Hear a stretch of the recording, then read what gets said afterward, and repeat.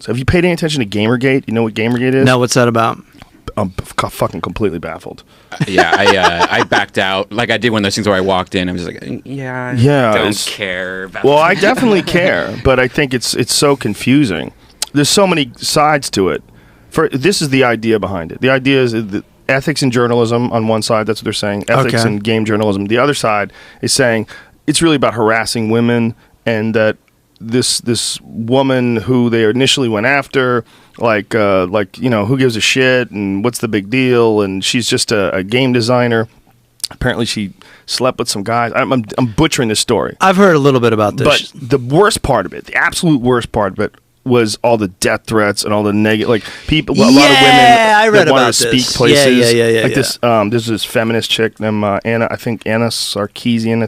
Thunderfoot has a bunch of hilarious videos on her, but whatever. Her idea is that she's trying to promote gender, not just I wouldn't say like equality in games, but she just wants to discourage stereotypes, and she's showing that there's some aspects of video games that show women as objects, like like the fucking what is this Vice Grand Theft Auto game. There's a lot of beating women. That kind of shit. That's and scary like if they Lara censor Croft. that. Yeah. Well, I don't think she's necessarily saying censor it. I think she wants people to be aware of it. And again, I'm trying to be like, super open minded on all this stuff. But the worst aspects of it, for sure, are the death threats. Sure. But this is where it gets really crazy. Some people believe, this is the conspiracy theory, of course. Some people believe that some of these, in fact, death threats or some of these threats aren't real. And that what they're doing is trying to discredit the GamerGate movement by making it out that they're all these misogynists and creeps. Right. So then these other people that are involved in GamerGate started this thing calling the hashtag not your shield, and it's all people of color, women, all these people who support ethics in game journalism, who think this whole issue is getting sort of misconstrued and distorted and twisted. But it's so convoluted and multi-sided. I think both sides have some sort of a point, for sure. But I don't want in. If I was involved like deeply in video games, but I think what they're trying to do is they're trying to discourage the extreme left from taking over, like from controlling the narrative, from like saying that all video gamers are misogynists, all video gamers are assholes. And I think for a lot of these guys, they're super socially awkward. Yeah, a lot of video gamers, they're online all the time. Like, it's a big percentage of their social life. Right. I know this because I used to be in a fucking Quake clan, and I used to hang out with these dudes. Like, we used to get together and have LAN parties. I had dudes come over to my house, man, when I was on TV. Yeah. I met dudes online, yeah, and they all came over to my house, and we had a fucking LAN party. I was a super dork. I used to make my own computers. I would go down to Fry's Electronics and buy a motherboard and a case. Really? Fuck yeah. Add the hard drives, the whole deal. My friend Andrew would talk me through it when shit would go bad, but for the most part, I kind of figured it out. Andrew, who developed my website. Yeah. Menthol. Yeah, fucking jumpers. It always was jumpers. Like, one little jumper could make the whole computer work or not work. It's like a Christmas light. And then there was guys that were like, they were like overclocking. They would overclock. They would get these CPUs that weren't as strong, like these Celerons. Remember those Celeron processors? Yeah. You get a 300 Celeron, and you could jack that sucker up to like 425, and guys would put like extra fans and shit, and they'd blow cold air on it. Yeah. They were just trying to like, and so I was involved in this culture. Like, this is not, I'm not talking out of my ass when I talk about these guys.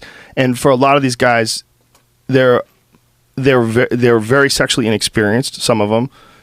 Some of them they're shut-ins, in a lot of ways. They don't go out, and they don't meet a lot. And so, like, this idea that they're, objectifying women in these video games, I see your point, but if you look at the people that are watching these things and playing these games, if you really want to think, I don't think you can make a real argument that it's affecting their behavior and making them go out and assault and rape, and because they're very shy people that aren't aggressive in the least. Right? I don't mean that's a huge. That's a huge generalization. Obviously, I've made a generalization. Yeah. But I think that it becomes an issue of you can be a really good person who doesn't have any malice towards any sex, any gender, any orientation. You could be just a non-racist, normal, cool person and enjoy playing some fucking crazy game where you can smack a girl. Right. You know, there's a game where you're in a fight and you're shooting guns at people, and you know every now and then a girl comes at you screaming, "Ah!" And you got to time the pimp slap, swat. Right. And then you get a 10, like a 10 shows up, like if you really catch her perfect with a pimp slap. Yeah. That's not a real person. I know. It'd be terrible to actually slap a woman in the face. It would be terrible. One of the worst things you could do. But I really think that you can do that game where you can slap a cartoon woman in the face. Yeah. And you're not a bad person. I mean, because it's fantasy. It's just like when you watch a movie, like think of any number of movies that have horrible scenes where women get beat up, or how about that fucking this Quentin Tarantino movie, True Romance? True Romance. Yeah. Perfect example. Yeah. That was James Gandolfini and Applegate. No, not Applegate. No. Arquette. Yeah. Right. Yeah. Patricia Arquette, right? Yeah. Fuck, dude. That's tough to watch. Oh my God, it's tough to watch. He beats the shit out of her and she eventually kills him. Yeah. But I mean, he's beating the shit out of her. And you're watching it, man. You're watching this fucking movie. Are you controlling it? No. But you're watching a movie that's depicting a horrific scene that could possibly happen. Now, I guess you could say that it's different if you're playing a game, because then you're an objector. You have an objective. You know, you're accomplishing something, and if this is a part of your objective is that you get to slap girls, I could see how that could be kind of fucked up. But all of it is fantasy. I know.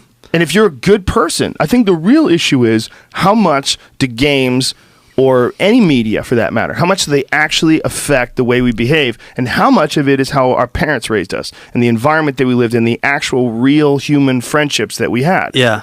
How much of it is that? All I know is I've smacked a girl in a video game, but never in real life, and I don't intend to.